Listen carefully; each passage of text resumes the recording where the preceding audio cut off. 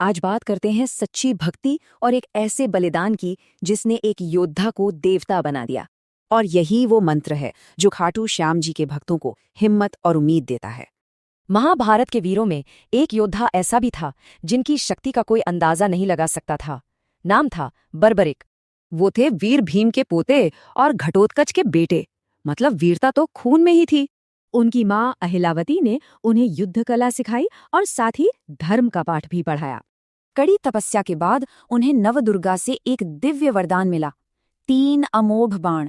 ये बाण इतने शक्तिशाली थे कि सिर्फ मिनटों में ही पूरी लड़ाई खत्म कर सकते थे।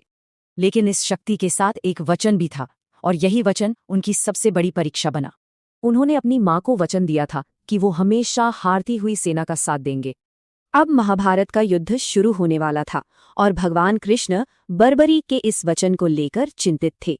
कृष्ण जानते थे कि बर्बरीक के वचन से युद्ध कभी खत्म ही नहीं होगा और दोनों सेनाएं मारी जाएंगी।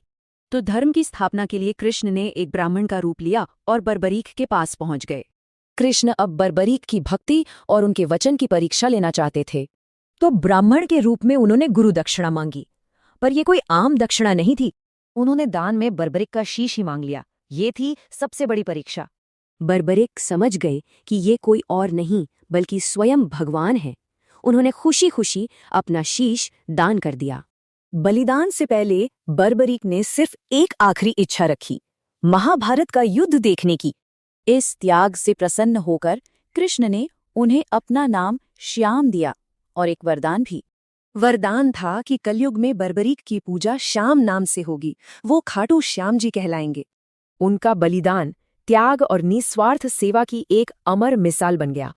कहते हैं उनका शीश रूपवती नदी में बहा दिया गया, जो बाद में राजस्थान के खाटू गांव में मिला। और आज भी लाखों लोग उन्हें हारे का सहारा मानते हैं, उनकी भक्ति करते हैं।